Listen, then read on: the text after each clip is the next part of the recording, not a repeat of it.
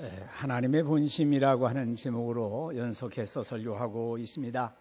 본문 33절 말씀에 주께서 인생으로 고생하게 하시며 근심하게 하심은 본심이 아니시로다 하셨습니다. 본심, 본마음, 하나님의 본심, 거짓이나 꾸밈이 없는 하나님의 본마음, 그 의도를 알아야겠습니다.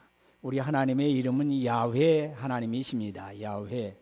그것을 정확하게 찾지를 못해가지고 중간에 여호와라고 그렇게 이름을 붙였습니다. 그러나 그것은 본명은 야훼 하나님이셨습니다.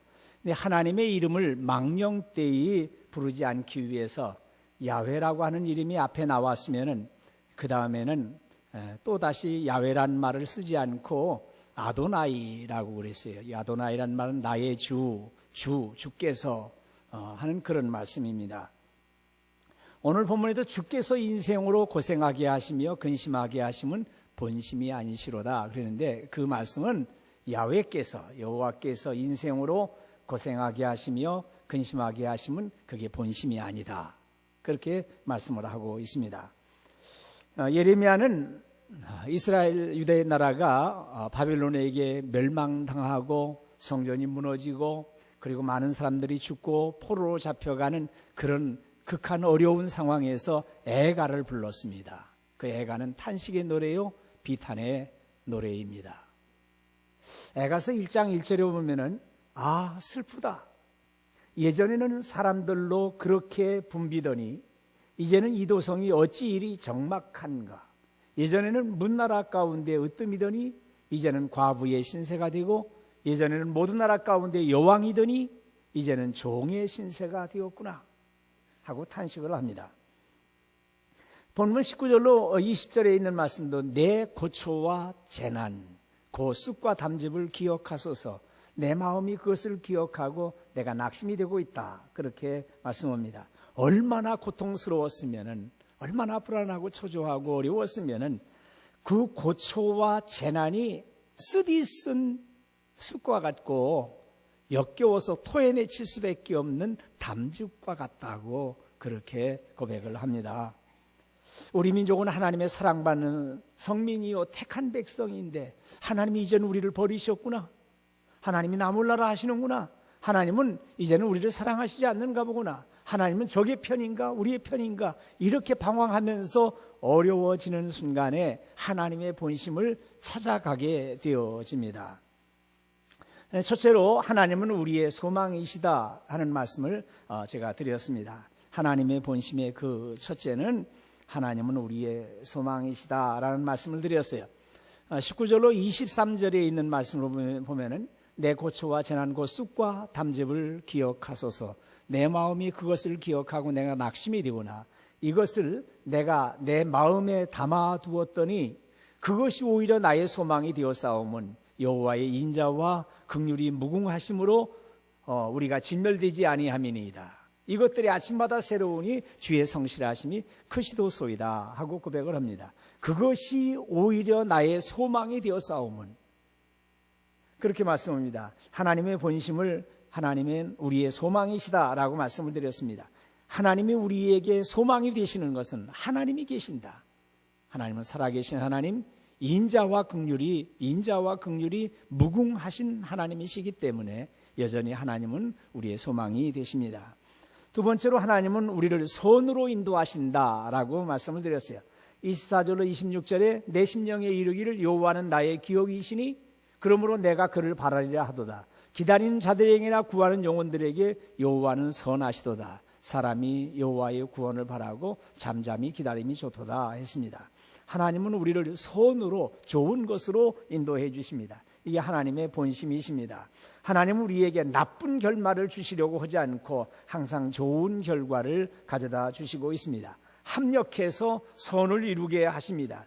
이 선으로 인도하신다 하는 때에 무슨 양적으로 말하는 것보다는 질적으로 우수하고 양질을 말할 때 토부라고 말씀을 드렸습니다.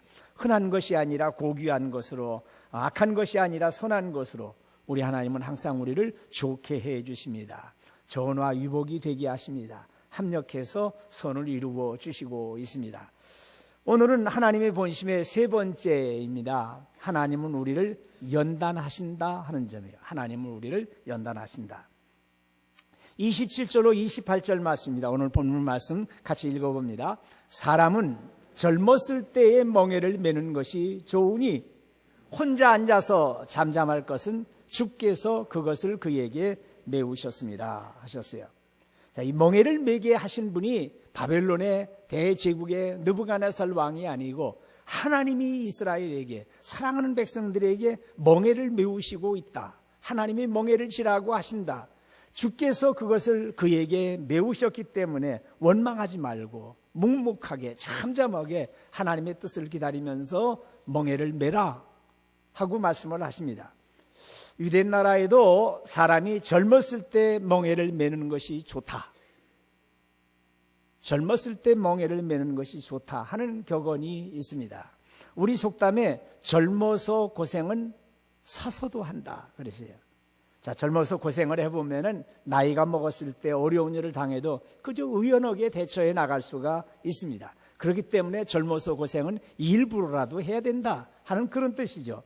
젊어서 고생을 사서도 한다는 말은 건강하고 젊었을 때 고생스럽다고 하더라도 열심히 일하면은 늙어서 고생을 덜 한다. 그리고 좋은 낙이 주어진다. 그렇기 때문에 젊어서 고생하는 것을 격려해 주기 위해서 젊어서 고생은 사서도 한다. 그런 말을 하는 것이죠.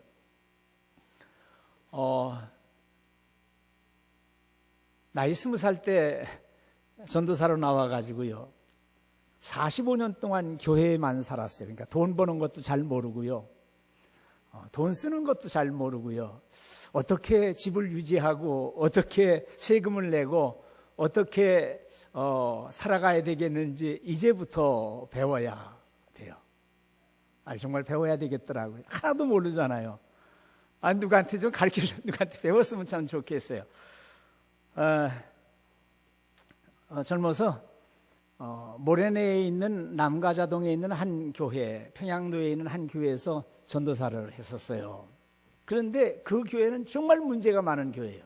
문제가 많은 교회인데 교인 한 분이 담임 목사님을 참 괴롭혀요. 하여튼 목사님에게 정말 눈물이 나올 만큼 괴롭혀요. 제가 그 괴롭힌 얘기들을 다 하면 여러분들이 은혜가 안 돼서 말씀을 못 드려. 그런데 그분이 오는데 다 웃어가면서 그분을 막는 거예요. 제가 누가 대신해서 목사님을 대신해서 막아줄 사람이 한 사람도 없는 거예요. 그분이랑 원수가 되잖아요. 그분 잘 사는 분이에요. 잘 사는 분이고 공부 많이 했어요. 아주 공부도 대단한 분이에요. 덩치도 좋아요. 그런데 젊은 전도사가 딱 서가지고서 스마일로다가 막는 거예요. 집사님 이러시면은 우리 성도님들이 들어와서 오늘 어떻게 은혜 받을 수 있습니까? 조금 이따 말씀을 하셔야죠. 자꾸 설득을 하고 카바를 했어요, 목사님을. 그래서 그 다음에 또 어려운 일이 있어도 뭐가 그때만큼 어려운 일이 또 있을까 이러면서 이길 수 있다는 말이에요. 미리 겪어본 것이죠. 미리 겪어본 거예요. 전도사로 있다가 부목사로다가 목사로 안수받은 교회가 있는데 제가 어렸을 때 자라난 모교회에 있었어요. 하도 전도사님들이 1년 있다 나가고 1년 있다 나가니까 도저히 안 되겠다 싶어가지고 장로님들이 그 송옥무라고 하는 사람을 좀 찾아보십시오. 그러니까 그 담임 목사님이 저한테 전화를 해가지고 본교회로 들어와서 좀 전도사라고 그래서 이제 들어갔어요. 그런데 그 목사님은 우리나라에서 당신이 제일이라고 하는 목사예요. 아이고 공부도 많이 했지만 똑똑하고 뭐 대단한 분이었는데 제가 좀 공부하기 위해서 내년에 교회를 좀 신부로 사임했으면 좋겠습니다. 누가 그러면은 그래 그만둬. 그러고서 그 다음날 주보에다가 아무개 전사님 사임했다고 내버리는 거예요. 연말까지도 안 가고. 아이고 얼마나 목사님이 대단한 분인지 몰라. 일을 시켜놓고서 그 다음날 퇴근하는 거예요. 어떻게 됐냐고. 그 일 어떻게 됐냐고. 그러니까 부목사님들, 제 위에 있었던 부목사님들이 여러분들이 안 맞는 거를 봤어요. 어저께 말씀하셔서 앞으로 좀 더 생각해 보려고 합니다. 아니 내가 시킨 지가 언제인데 내가 시킨 지가 언제인데 어저께 시키지 않았습니까? 내가 시킨 지가 언제인데 여태까지 아무것도 안 해놨냐 이게요. 그 자리에서 그냥 박살나게 내가 저런 사람을 부목사로 쓰고서 말이야 헌다고 얼마나 야단치고 그런지 말도 못해. 여전사님이 일을 잘못해가지고서는 야단 맞고서 화장실 들어가서 울고 나오는 거 제가 여러 번 봤어요. 얼마나 심한지. 근데 그분 밑에서 3년 버틴 목사님이 한 분 계신데 대구 남산교회에서 있다가 영남대학 총장을 하셨던 진희성 목사님이라는 분이 3년 하고 제가 4년이 있었어요. 4년 있었다. 그게 굉장히 오래 있은 거예요. 그 당시로서 보면요.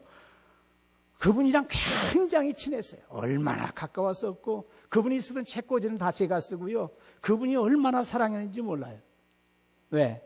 일을 시켜놓으면 그날로 일을 시작하는 거예요. 그날로 시켜놓으면 어떻게 됐냐고. 야, 이거 생각해봤는데 이거 좀 고쳤으면 좋겠다. 뭐 이러고 하는 거예요. 얼마나 재미나게 4년을 일했는지 몰라요. 젊어서부터 고생해야죠. 훈련 받아야죠. 훈련 안 받고서 사람 될 수 있나요? 사람은 멍에를 메어야 일을 배웁니다. 아무리 튼튼한 황소라고 해도 멍에를 메어야 달구지를 끌고 쟁기질도 하는 법이에요. 어려서부터 일을 배운 사람은 일을 무서워하지 아니하고 열심히 일하게 되고 훗날에 어떠한 일을 당해도 능히 감당할 수가 있습니다. 멍에라는 것은 소나 나귀의 어깨나 등에다가 가로지르는 그런 막대기죠. 그냥 막대기가 아닙니다. 여러분들 멍에를 보게 되면요, 멍에가 두꺼워요. 멍에가 그렇게 쉽게 부러질 멍에가 아니에요. 이 멍에는요, 가운데 옹이가 들어가 있는 나무를 잘 이렇게 휘어가지고서 만들어가지고 그 멍에가 아주 단단한 멍에예요.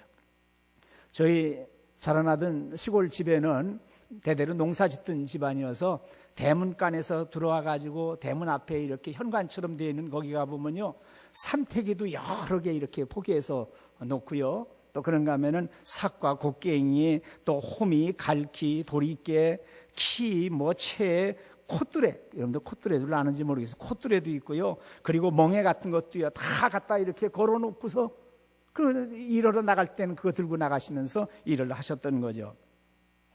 유대 나라에도 멍에는 나무나 쇠로다가 만들었습니다. 문자 그대로 동물이 지는 멍에죠. 멍에를 맨다라고 하는 것은 일할 만큼 되어졌다. 멍에를 매는 소다. 멍에를 매지 않는 소, 그러면 아직도 어린 송아지를 가리키는 말이죠. 멍에라고 하는 말은 비유적으로 사용하기도 합니다. 왕정의 압제적인 통치를 멍에라고도 말을 합니다. 솔로몬이 많은 국가적인 산업을 벌이면서 백성들을 억압하고 노역에 시달리게 했습니다. 솔로몬이 죽고서 그의 아들 르호보암이 왕위에 오를 때 북쪽에는 10지파의 원로들이 모여가지고 르호보암에게 얘기합니다. 왕의 아버지가 우리의 멍에를 무겁게 하였으나 왕은 이제 왕의 아버지가 우리에게 시킨 고역과 매운 무거운 멍에를 가볍게 하소서. 그리하시면 우리가 왕을 섬기겠나이다 하고 말합니다.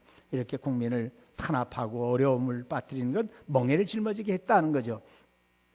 당시의 노예들은 주인의 억압에 시달렸습니다. 그래서 속박과 노예의 상태를 멍에를 메었다 하고 말합니다. 이스라엘이 애굽의 노예로 살던 때를 무거운 멍에를 메었다고 합니다. 레위기 26장에 보면은 나는 너희를 애굽 땅에서 인도하여 내어 그들에게 종된 것을 면하게 한 너희의 하나님 여호와이니라. 내가 너희의 멍에의 빗장을 부수고 너희를 바로 서서 걷게 하였느니라 그랬어요. 하나님께서 이스라엘 민족을 해방을 주셨는데 노예의 상태를 뭐라고 표현하냐면 멍에의 빗장이었다 이게요. 멍에의 빗장을 메고 있었다는 거죠. 노예들이 지나갑니다. 노예들이 뻣뻣하게 서가지고서 시시닥거려가면서 걸어가게 되면은 주인들이 가만 놔두지 않습니다. 어떻게 주인 앞에서 머리를 똑바로 쳐들고서 그렇게 다니냐고 말이에요. 채찍으로 내리친다 이 말이에요. 그러니까 그렇게 몇 번 얻어맞다 보면은 저 앞에 애굽 사람들이 오게 되면 머리를 굽신굽신하고 다닐 수밖에 없는 거예요. 제대로 똑바로 걷지도 못했어요. 길 한복판으로 걷지도 못했어요. 그런데 하나님께서 너희를 바로 서서 걷게 하였느니라고 말씀을 합니다.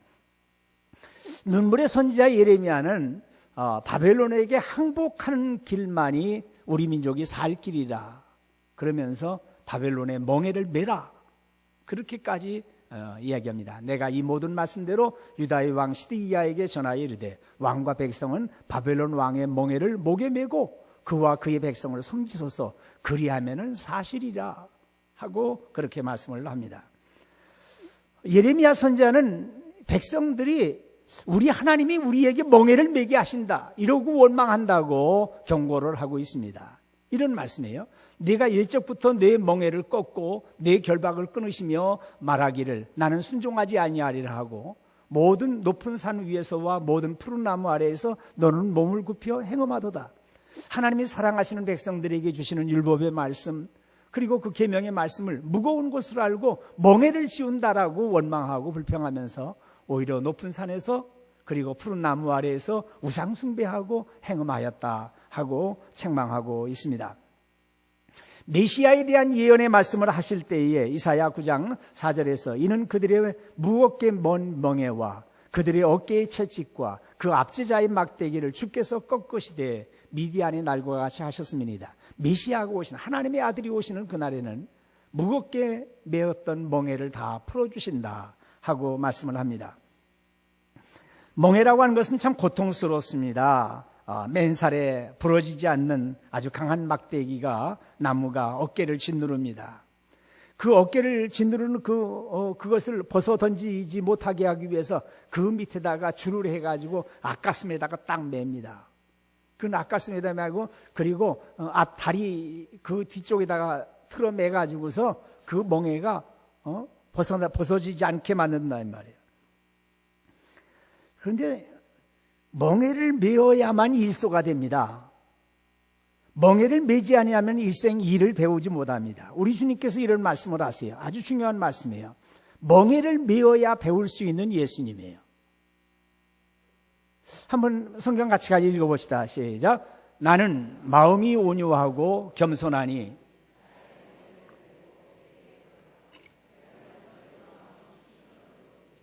이는 내 멍에는 쉽고 내 짐은 가벼움이라 하시니라.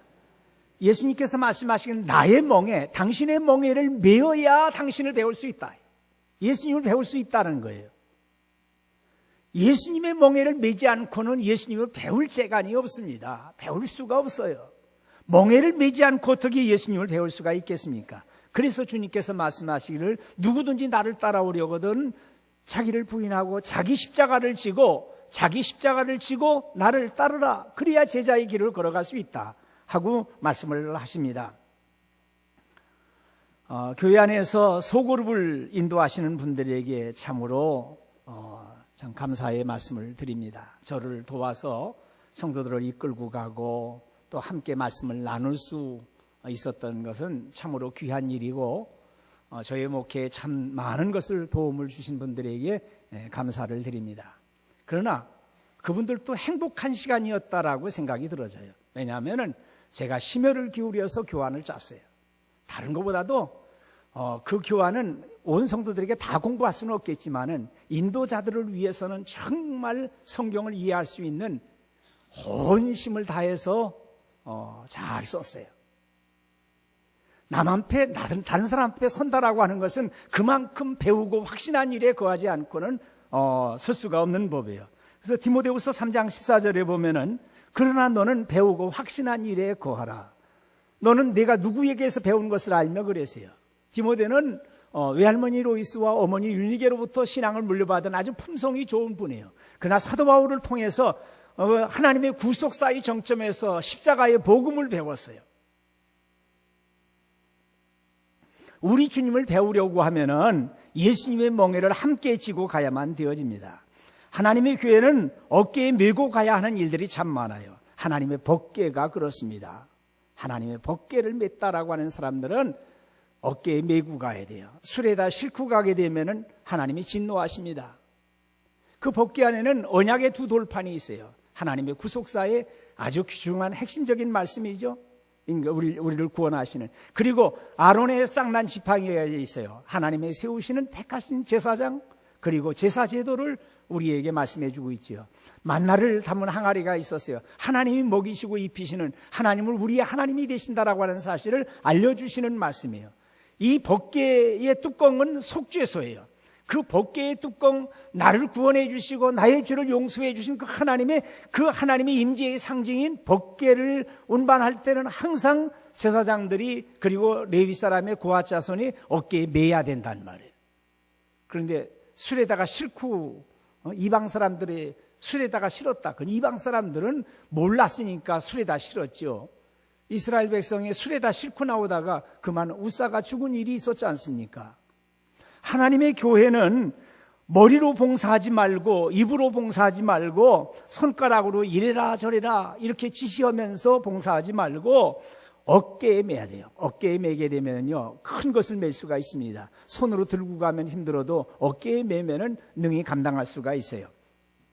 여러분들 교회 안에는 명예직이라고 하는 것은 사실 하나도 없습니다. 혹 우리가 명예직으로다가 임명을 하더라도 그것은 명예직은 아닙니다. 다만 멍예직이 있을 뿐이에요. 목사님들의 성의에 스토를 매는데 그것은 멍예를 상징합니다. 하나님에게 예속되어 있다, 굴복되어 있다 하는 것을 상징해요. 교회는 명예를 나타내고 학위를 나타내는 후드가 아니라 스토를 매고 있습니다. 사랑하신 여러분, 목회를 하다 보면은 하나님이 주신 직분을 명예직으로 아는 이들을 혹 보게 됩니다.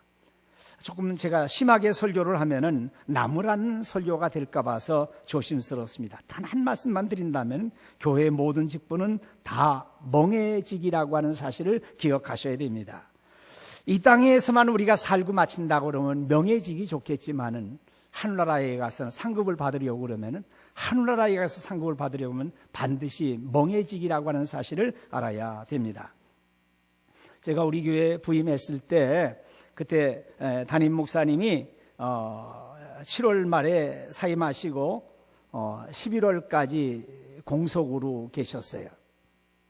그러니까 온 교우님들은 아마 장로님들에게 만날 때마다 언제 목사님 모실 겁니까? 어떤 목사님 모실 겁니까? 이러고 여러 번 얘기를 하셨는가 봐요.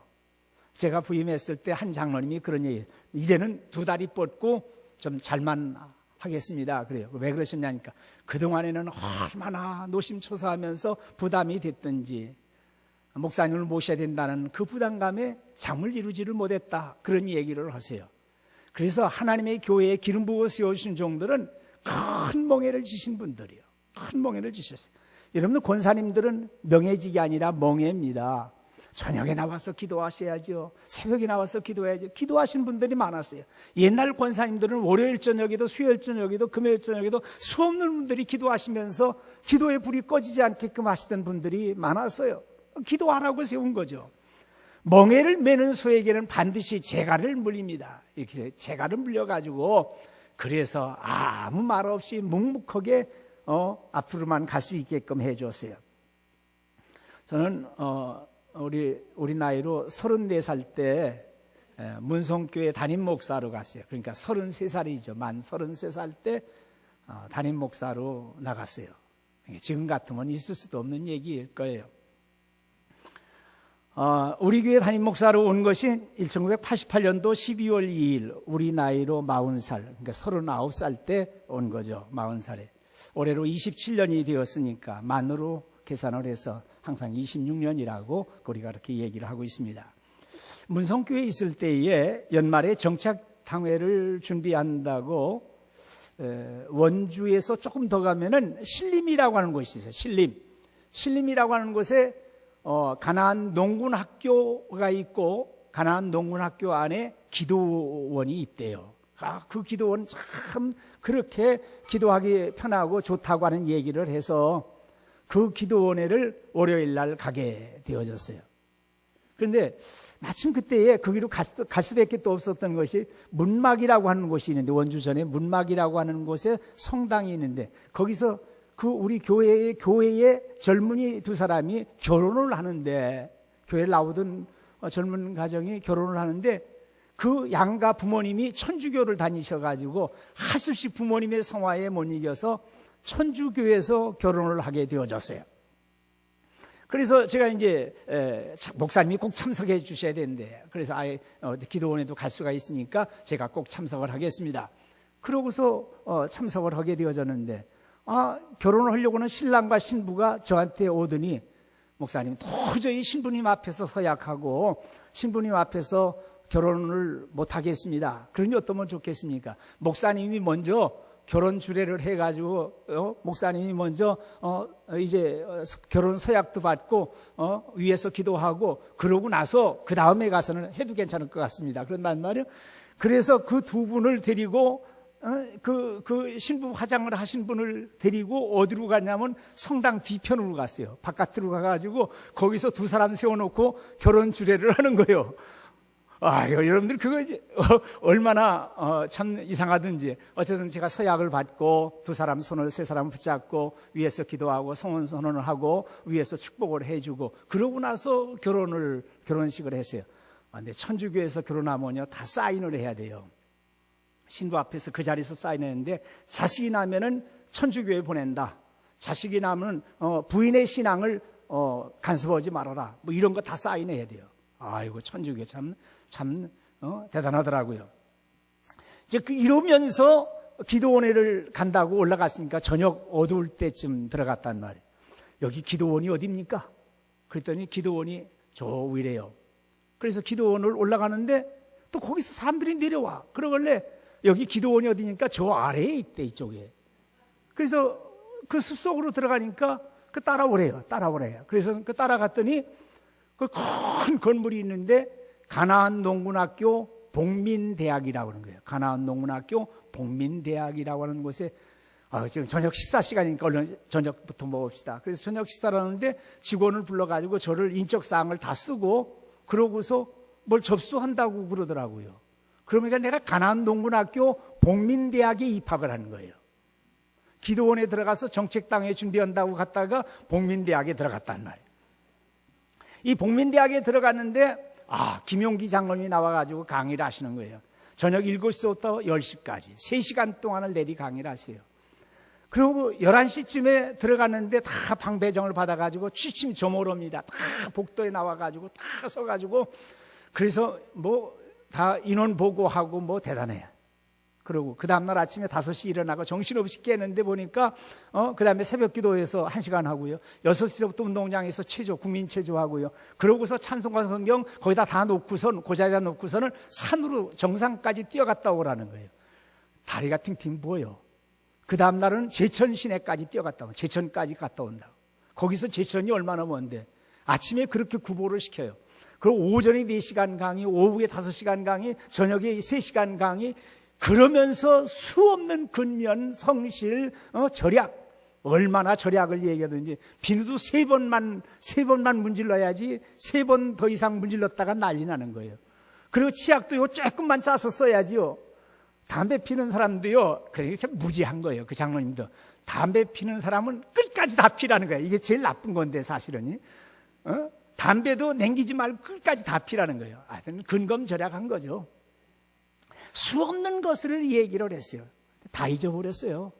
다 잊어버렸는데 한 가지 잊어버리지 않는 한 가지가 있어요. 그게 뭐냐면 바로 이 얘기예요. 땀을 많이 흘린 사람은 눈물을 적게 흘린다 하는 거예요. 다 같이 한번 복창해 봅니다. 땀을 많이 흘린 사람은 눈물을 적게 흘린다. 다 같이 한번 외워보세요. 다 같이 땀을 많이 흘린 사람은 눈물을 적게 흘린다 하는 거예요. 여러분들 운동에 땀을 많이 흘린 사람은 건강의 축복을 받습니다. 나가서 이 일터에서 열심히 일하는 사람은 가난을 모릅니다. 공부를 하고 열심히 땀을 흘린 사람은 그는 사회로부터 인정받고 넉넉하게 살아갈 수 있는 힘이 주어집니다. 기도에 땀을 흘리고 봉사에 땀을 흘린 사람은 하늘나라에 상급이 많습니다. 땀을 많이 흘린 사람은 눈물을 적게 흘린다 이 말이에요. 오늘 주님께서는 사랑하는 사람들을 연단시키세요. 그래서 성숙한 신앙으로 능히 감당할 수 있게 해주시고 있어요. 고난당하기 전에는 내가 그릇 행하였더니 이제는 주의 말씀을 지키나이다 했습니다. 고난당하는 것이 내게 유익이라. 이로 말미암아 내가 주의 율례들을 배우게 되었나이다. 로마서에 보면은 다만 이뿐 아니라 우리가 환난 중에도 즐거워하나니 이는 환난은 인내는 연단은 소망을 이루는 줄을 알미로다 했습니다. 사람은 젊었을 때의 멍에를 매는 것이 좋으니 혼자 앉아서 잠잠할 것은 주께서 그것을 메우셨습니다 하셨습니다. 하나님은 우리에게 축복하시기 전에 그 축복을 감사함으로 받을 수 있는 연단이라고 하는 그릇을 준비하게 하십니다. 젊은 시절의 고생은 그 당시로 보면은 어렵고 힘든 일이라고 하더라도 인생을 살아가는데 좋은 양약이 되고 높이 뛸 수 있는 디딤돌이 되게 합니다. 우리 주님이 메우시는 멍에는 맬만합니다. 능히 감당할 수 있는 멍에이기 때문에 매게 하십니다. 지금 고통스러운 멍에를 메시고 살아가는 분들이 있습니까? 잠잠히 메고 사십시오. 지금은 멍에를 메지만 하나님이 더 큰 일을 감당할 수 있게 연단하시고 있습니다. 힘든 일에도 감사하시면서 잘 나가셔서 하나님의 축복이 여러분들과 함께 하시기를 주님의 이름으로 축원드립니다. 기도하십시다. 은혜로우신 우리 하나님 아버지의 은혜를 감사합니다. 우리는 하나님의 본심을 찾아가고 있습니다. 예레미야가 어려운 역경 중에서 몸부림치면서 찾았던 하나님의 본심이 어디에 있을까? 그러나 그 고통은 고통 나름대로의 의미가 있었고, 하나님께서 그런 멍에를 통해서 연단하시고 멍에를 통해서 더 큰 일을 감당하게 하시고 큰 축복을 받아들일 수 있는 그릇을 준비하게 하시고 있습니다. 하나님, 우리들 마음속에도 주님의 그 놀라우신 그 깊은 뜻을 깨닫고 어려운 역경이 있을 때 묵묵하게 기도하면서 잘 감당하고 인내로서 싸움을 싸워나갈 수 있도록 인도하여 주시옵소서. 믿사옵고 우리 주님 예수 그리스도의 이름으로 기도하옵나이다. 아멘.